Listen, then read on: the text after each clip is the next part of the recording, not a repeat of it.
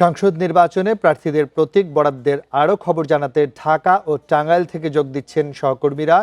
রাজধানীর সেগুনবাগিচা থেকে যোগ দিচ্ছেন সহকর্মী সাজ্জাদ হোসেন। আমরা তার সাথে কথা বলছি। সাজ্জাদ, সকাল থেকেই আপনি সেগুনবাগিচায় রয়েছেন এবং সেখানে প্রতীক বরাদ্দ পাওয়ার পর প্রার্থীদের অনুভূতি কি দেখছেন আর সর্বশেষ পরিস্থিতি কি রয়েছে? সেগুনবাগিচার বিভাগীয় কার্যালয় আছে। এখানে ঢাকার মোট 13টি আসন, 4 থেকে 18, 15 এবং 13 বাদে, কারণ 15 এবং 13 আগারগাঁওয়ের রিটার্নিং কর্মকর্তার কার্যালয় থেকে তাদের প্রত্যেকটি বরাদ্দ দেওয়া হবে।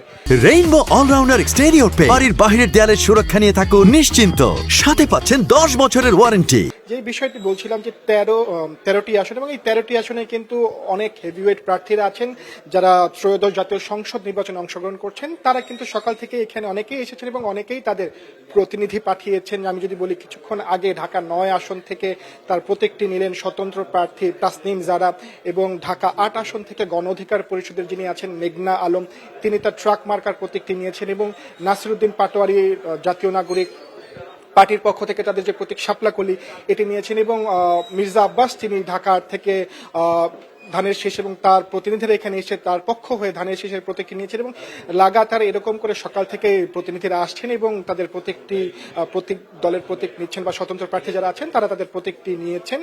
এবং এখন কিছুক্ষণ আগে ঢাকা 9 আসনের যে প্রতীক বরাদ্দের বিষয়টি সেটি শেষ হয়েছে, এবং এখন শুরু হয়েছে 12 থেকে শুরু হয়েছে ঢাকা 10 আসন, এবং এটি লাগাতারভাবে চলবে আজকে বিকেল 3টা পর্যন্ত। এবং আপনি যেমনটি জানতে চাচ্ছিলেন প্রতীক বরাদ্দর পরে বা প্রতীক পেয়ে তাদের প্রতিক্রিয়া কি, তারা গণমাধ্যম কর্মীদের সাথে কথা বলেছেন, তারা আমাদের সাথে কথা বলে যেটি জানিয়েছেন, অনেকেই অভিযোগ করেছেন বিভিন্ন নির্বাচনী কমিশন এবং রিটার্নিং কর্মকর্তাদের আচরণীয়, যেমন নাসিরুদ্দিন পাটোয়ারি বলেছেন নির্বাচন কমিশন বা রিটার্নিং কর্মকর্তা একটি বৈষম্যমূলক আচরণ করছে। তিনি বলেছিলেন তিনি হ্যাঁ ভোটের পক্ষে প্রচারণা চালিয়েছেন, কিন্তু তার প্রচারণাটি যে হ্যাঁ ভোটের পক্ষে ছিল, কিন্তু সেখানে কোনো দলীয় প্রতীক ছিল না, কিন্তু তার যে ব্যানারগুলো ছিল ঢাকা 8 আসন কেন্দ্রিক যে হ্যাঁ ভোটের পক্ষে, সেই ব্যানারগুলো প্রশাসনের পক্ষ এবং বিএনপির পক্ষ থেকে সরিয়ে দেওয়া হয়েছে। তিনি অনেকটি জানিয়েছিলেন প্রশাসন এবং বিএনপি একসাথে কাজ করেন। এছাড়াও আরো অনেকেই অভিযোগ জানিয়েছেন তাদের, আবার অনেকেই তাদের আনন্দের জায়গাটি প্রকাশ করেছেন, এবং এখনো এর প্রতীক বরাদ্দের বিষয়টি চলছে। এবং সবাই একটি বিষয় দাবি করেছেন যাতে আসন্ন যে ত্রয়োদশ জাতীয় সংসদ নির্বাচন হচ্ছে সেখানে থেকে লেভেল প্লেইং ফিল্ড নিশ্চিত থাকে, এবং অবাধ, সুষ্ঠু এবং নিরপেক্ষ পরিবেশে সবাই যেন ভোটাররা শান্তিপূর্ণভাবে ভোট দিতে পারে। এখন ঢাকা 10 আসন চলছে, এবং এটি ক্রমান্বয়ে 3টা পর্যন্ত, ঢাকা 18 আসন পর্যন্ত যে প্রতীক বরাদ্দের বিষয়। সাজ্জাদ, আপনি আমাদের সঙ্গেই থাকবেন। আমাদের সঙ্গে এই মুহূর্তে টাঙ্গাইল থেকে যোগ দিয়েছেন সহকর্মী মামুনুর রহমান। আমরা তার কাছ থেকে জানবো সবশেষ পরিস্থিতি। মামুন, প্রতীক বরাদ্দ চলছে সকাল থেকেই, যারা প্রতীক বরাদ্দ পেয়েছেন প্রার্থীদের প্রতিক্রিয়া কি পেয়েছেন আর সর্বশেষ পরিস্থিতি কেমন দেখছেন?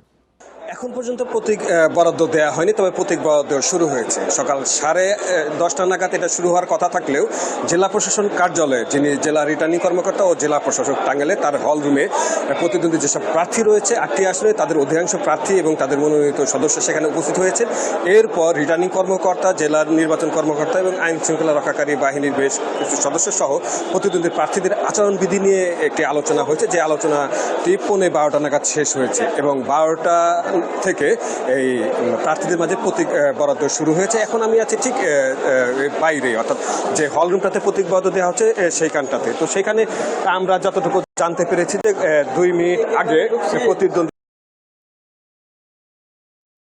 তাদের অনুসারী যেসব কিন্তু আমরা বিপুল সংখ্যক তাদের যেসব প্রার্থীরা প্রতিনিধিত্ব করছে তাদের যারা অনুসারী তাদেরকে কিন্তু আমরা এখানে আসতে দেখেছি।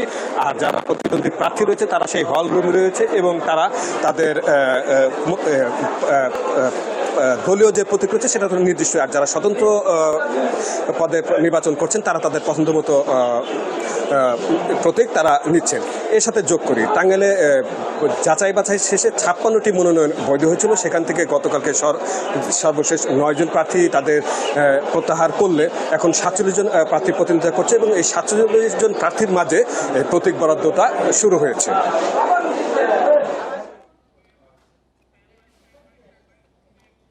ঢাকা এবং টাঙ্গাইল থেকে নির্বাচনের প্রতীক বরাদ্দের সবশেষ তথ্য জানাচ্ছিলেন সহকর্মী সাজ্জাদ হোসেন এবং মামুনুর রহমান।